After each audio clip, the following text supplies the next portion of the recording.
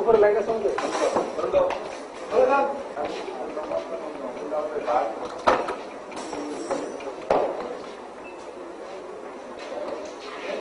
চল চল চল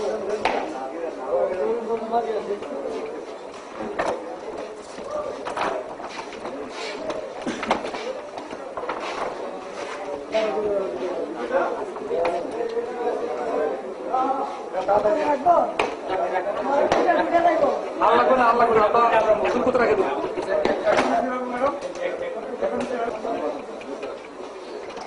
আচ্ছা এখন ভিতরে রাখে দেন ভিতরে রাখেন ভিতরে রাখেন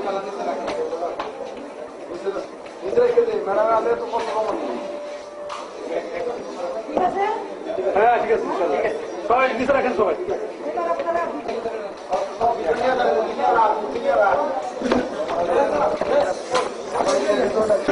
ভিতরে নিয়ে যাও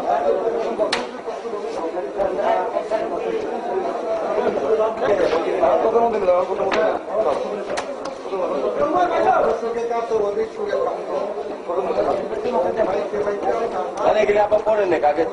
আর ছবি লাগবে না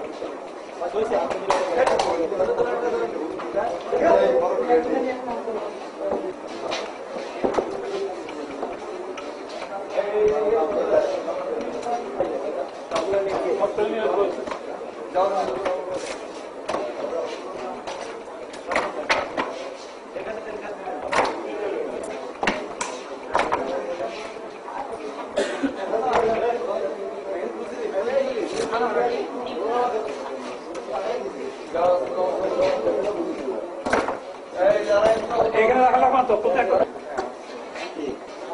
ফ্যামিলি আমি নিয়ে যাবো আমার সাথে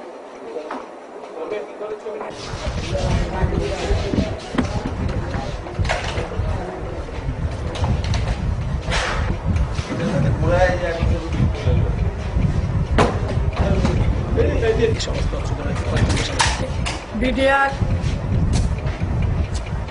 বাহিনীর সদস্যরা আমাদের মাননীয় প্রধানমন্ত্রী ওনাদেরকে আশ্বাস দিয়েছেন, ওনাদেরকে সাধারণ ক্ষমা ঘোষণা করেছেন এবং তার পরিপ্রেক্ষিতে বলেছেন যে এই বিডিআর সদস্যরা যারা আছেন তারা আমাদেরই সন্তান। আমিও তাদেরকে বলছি যে তোমরা আমার সন্তানের মতো মাননীয় প্রধানমন্ত্রীর কাছে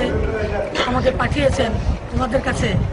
যে অস্ত্র আজকে আমার কাছে তোমাদের জমা দিতে হবে। সেই মাননীয় প্রধানমন্ত্রীর সেই কথার উপরে তারা বিশ্বাস স্থাপন করে এবং আমার কথার উপর বিশ্বাস স্থাপন করে আমার সাথে আছেন মাননীয় আইন প্রতিমন্ত্রী অ্যাডভোকেট কামরুল ইসলাম, আমাদের পুলিশের আইজিপি সাহেব মোহাম্মদ সাহেব আছেন। এখন আমাদের সামনেই আমার সদস্য বিডিআর এর সদস্যরা আমাদের সামনেই আপনারা দেখছেন যে আমাদের কাছে এই অস্ত্রগুলো জমা রাখছেন এবং এই এলাকায় বিভিন্ন অস্ত্রাগার আছে। এই আমাদের এই সদস্য ভাইয়েরা আমার সন্তানেরা আজকে তারা এইগুলো জমা করছে এবং তাদেরকেও আমি কথা দিয়েছি যে এখানে তাদের উপর আর কোনো রকমের তারা যেটা ভয় পাচ্ছিল যে সেনাবাহিনীর তাদের উপর আক্রমণ হতে পারে, আমি তাদের কথা দিয়েছি যে সেনাবাহিনীর কোনো রকমের আক্রমণ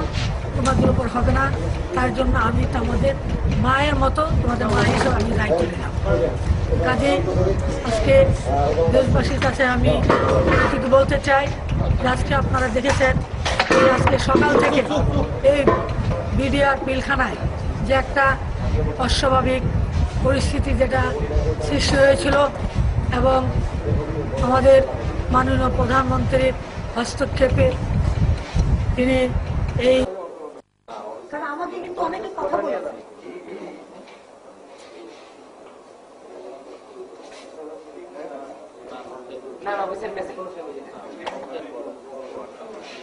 আমি দেখে আসছি ফ্যামিলি এখন নাই বাদ যেই কটা আছে আমি এটা নিয়ে আসছি।